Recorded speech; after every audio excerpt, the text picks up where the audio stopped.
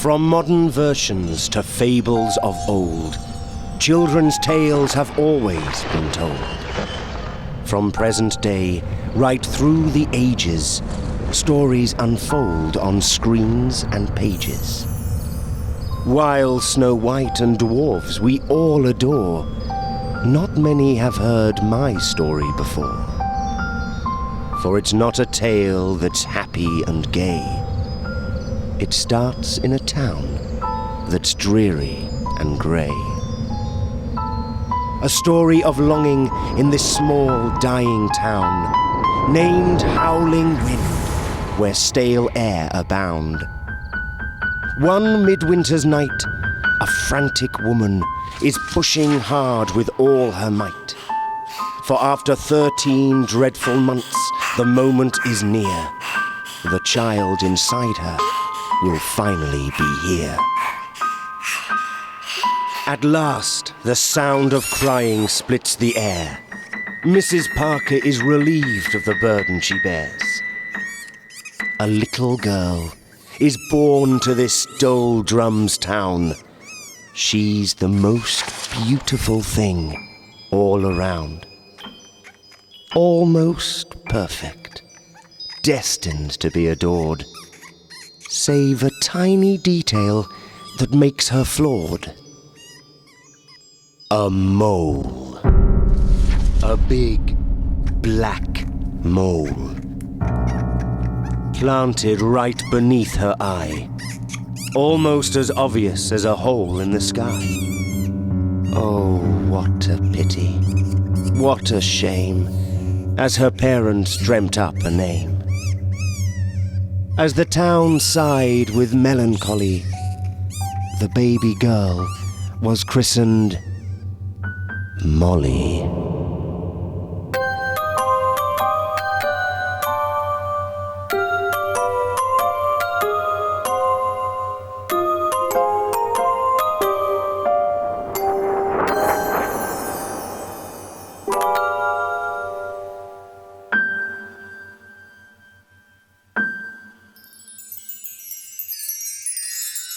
Nine years pass in a blink of an eye. Molly never once stepped out of her room. Perhaps it felt like the comfort of her mother's womb. Then one day, a gentle autumn breeze visited her room, and our little Molly sneezed.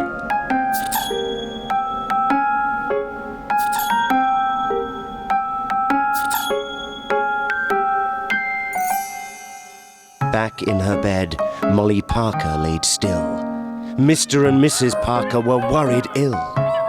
They summoned the family doctor to see what can be done for her. Not long after, standing at the doorway, after a trip of 10 miles, Dr. Anderson enters, offering a smile. As the doctor moved closer to Molly's bed, a distant image pops into his head. Strangely familiar to him is Molly's face. Has he seen her at some other place?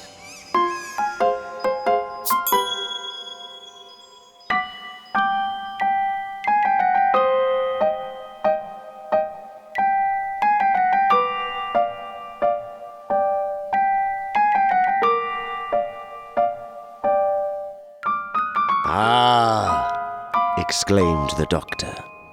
"It's just a flu. More rest and some medication will do. In no time at all she will be well." The Parkers are relieved. Dr. Anderson could tell.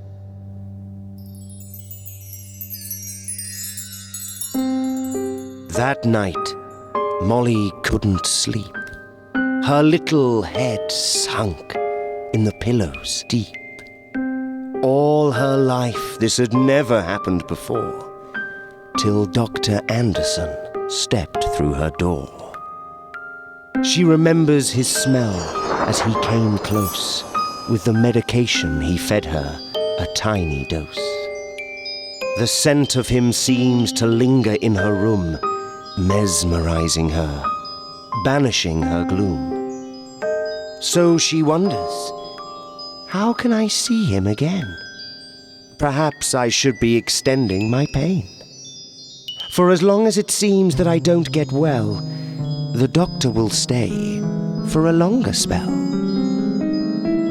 So a desire is formed, a secret plan made. She waits for the doctor to come to her aid.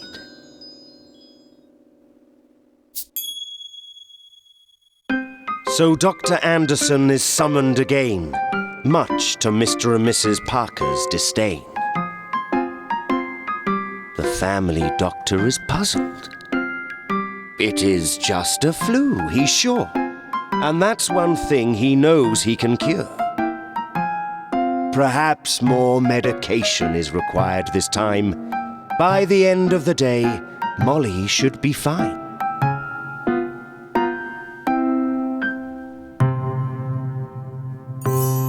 That night, Molly loses her sleep. Images of Dr. Anderson fills her head to her feet.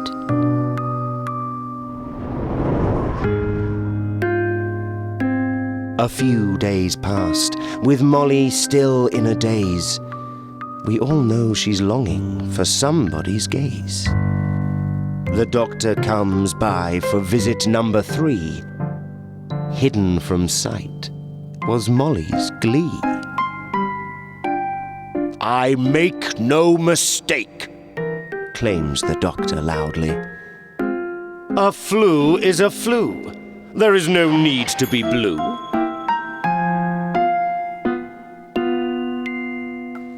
By now, the Parkers are really mad, for a cure for Molly is yet to be had, for they fear Molly could be dying.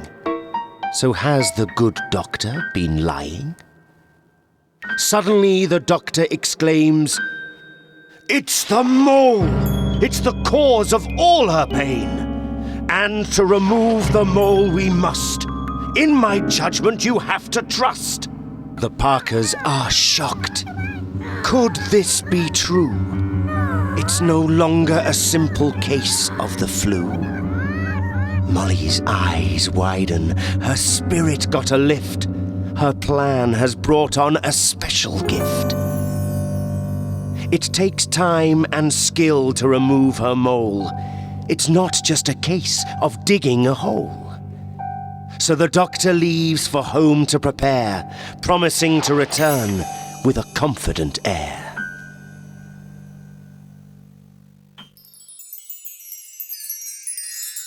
That night, under the dim moonlight, Molly feels both sadness and delight. Her ugly mole will finally be removed. But with the mole gone, will the doctor go too?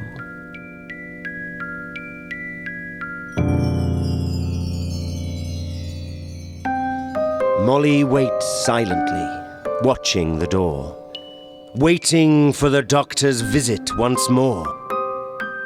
But day turns to night, and night turns to day, with no sign of the doctor coming her way. It seems he has vanished into thin air. No smell, sound, nor sight of him anywhere. Her wait for weeks turns into years. The doctor's voice still echoes in her ears. No one can explain it, even to this day, why Molly's mole behaved in this way. For the mole seemed to grow, little by little, just as Molly's spirit began to whittle. The size of the mole is now quite daunting. To see Molly can be rather haunting.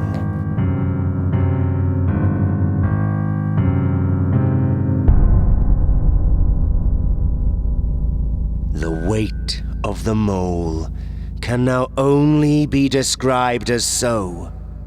Molly Parker forever has her head hung low.